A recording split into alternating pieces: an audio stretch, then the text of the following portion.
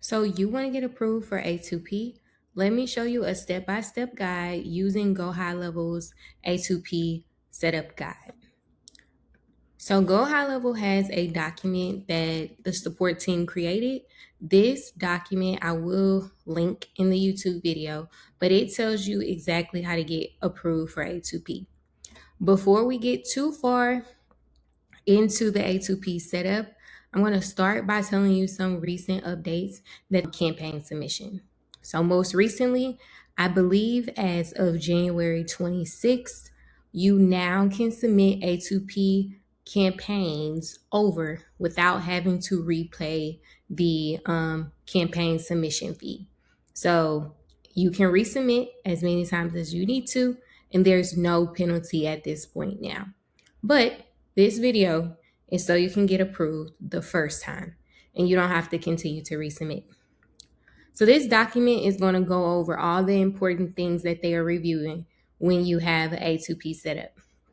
So they are looking at the branded email requirements. This is just letting you know that you can be rejected if you do not have a branded email. So if you don't have a branded email already, it is recommended that you use the dedicated domain through GoHighLevel. So let me show you where you can set that up.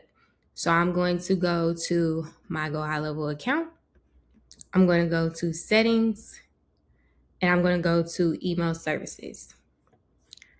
In this email services section is where you can create a dedicated domain so you have a branded domain to submit for A2P. Website requirements. So for you to get approved for A2P, your website has to have a privacy policy.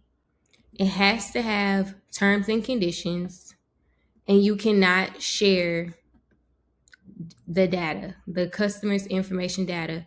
So they cannot be shared with third-party affiliates for marketing and promotion purposes. And they kind of highlighted here so you know. It also says that the phone number section cannot be a required field on the opt-in. And that's something I will go into later in this video. And let me scroll down. This is a sample form. So this is what they're expecting to be on your form. I'll create a form with you and I'll show you how it's expected to look as well. And these are what they recommend you put as your consent to get approved. And then they just have some helpful articles at the bottom. But these are the most important things that A2P looks at. So 1, you want to make sure you have a privacy policy. 2, you want to make sure you have terms of service. 3, you want to make sure on that form that the phone section is not a mandatory field. You also want to make sure the opt-in fields are not mandatory because that can require it to be rejected. I forgot what number I'm on, but keep following me. For the website requirements, you want to make sure that the page is not a single pager, which is listed here. If it's a single page website, it will be denied. So this is the recommended amount of pages for the website. And then, of course, it just goes into details. So those are the basics of this form. And these are, if I haven't mentioned it already, I am a GoHighLevel support rep. These are the most frequent reasons that we see people get rejected. So follow this to a T. And like I said, I will add it to this YouTube video so you can review this on your own. Okay. So now that we review the document together, so normally in GoHighLevel, if you go to forms, and to get to forms, you want to go to the site section, and then you want to go to forms on this top menu. So we're just going to select this form. The form that GoHighLevel initially gives you has this information already on it. So what you want to do is click this phone section. You want to click this settings and you want to turn off required.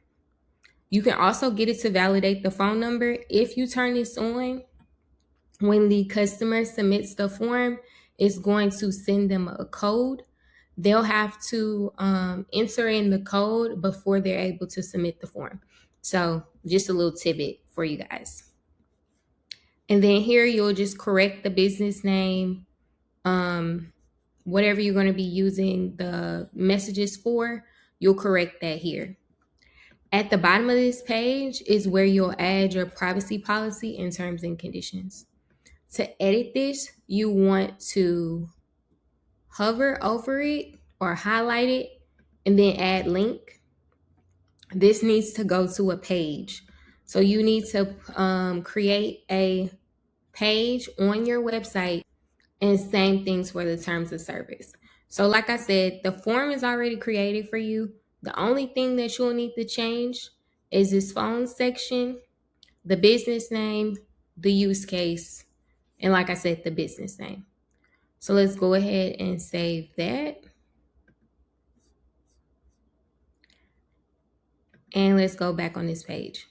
So now I'm going to create a simple website so you can stay in sites. You want to go to websites or funnels. I actually prefer funnels, so I'm going to do a funnel.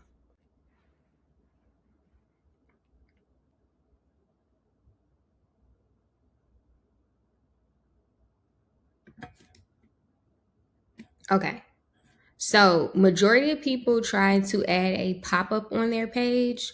While you can add a pop-up, it is recommended through the GoHighLevel employees that you do a specific page for your contact us form that you're using for A2P, because Twilio is not going to look for it. So that's just a heads up. You can't instruct Twilio to press a button or anything like that. So you just want to make sure it's already there for them. So I see that this page does not come with a nav menu. So I'm just going to go ahead and create one. So I'm going to go to the top section that says add elements. I'm going to add a column. I'm going to add a row. And then I'm going to add a nav menu. And the recommended sections that GoHighLevel recommends, so that home, about us, contact, and services is already there. Home, about us, they have a team, but contact and then services would have been what this team tab is. Okay, so we're going to add a footer. So we're just going to go to add elements, pre-boot section, footer, and we're going to just drag and drop this footer to here.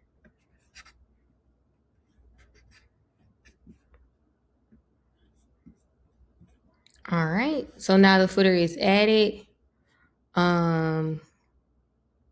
We're going to delete some of these sections. So we're going to change some of these testimonials. We're going to change that to privacy policy.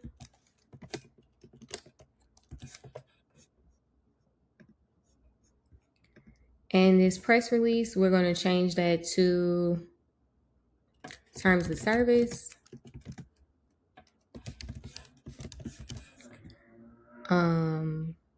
This career section, we're going to change that to contact us.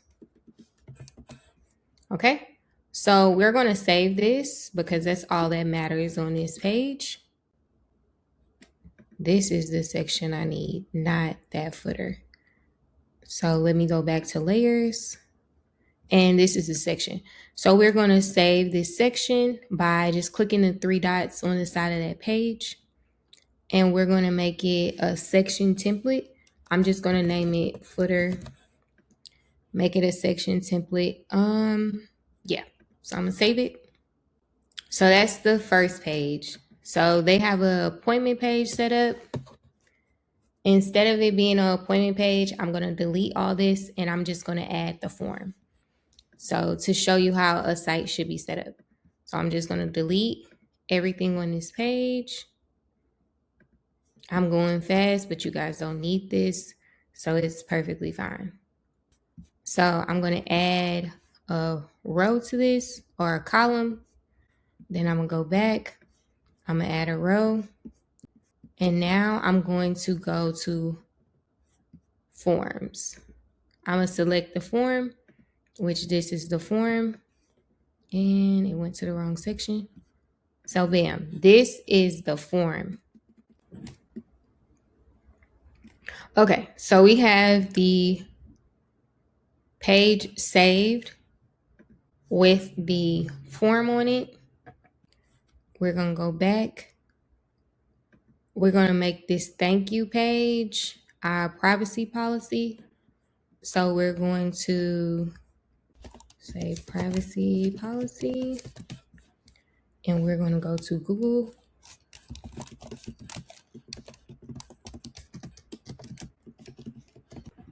So we have a sample privacy policy. I'm just going to take this off and just put this on here. So bam, privacy policy is saved. Save this. In this page, we're going to copy this link. We're going to go back to this appointment page, press edit. We're going to edit the form. And for this privacy policy section,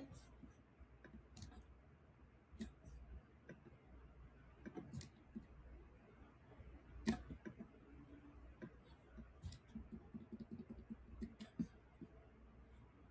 going to press settings. We're going to hover over privacy policy, and we're going to paste this link and save it. So now it'll go to the privacy policy, and we'll save this. We'll go back on this page. We will clone this funnel step. So we're going to select the location, which is the location I'm currently in. And we're going to select the funnel that I'm currently in. And I'm going to add it to this particular website. And now this will be my terms of service. I'm just going to press edit, put terms of service. Okay, so now that I have the terms of service, I'm just going to paste it here. Bam, good, saved. Same thing, I'll copy this link, go back, press edit, edit the form.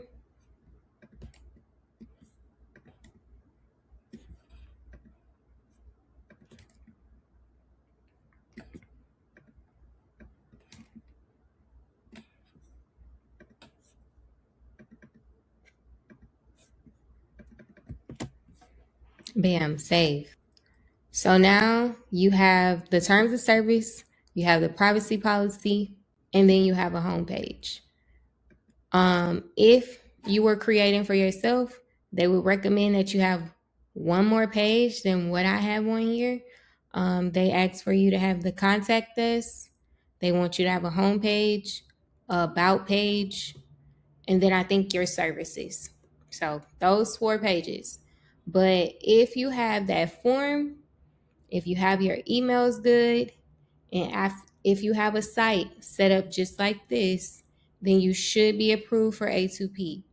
Outside of that, a lot of reason why a lot of people fail is that their EIN that they submit and the business name, the legal business name that you would put on your tax documents, or that actually are on your tax documents, are not the same. That's one of the biggest rejections that we receive. Make sure exactly what is on your tax documents is what you submit to Twilio, so you can make sure that you're approved. Outside of that, for your use case, one of the other reasons why people fail is because they have a forbidden category. In my YouTube video, I'm going to add a link for forbidden categories, but I'm going to show you categories. So this is on Twilio. That's what we use for our A2P registration. This link is going to include all the forbidden categories.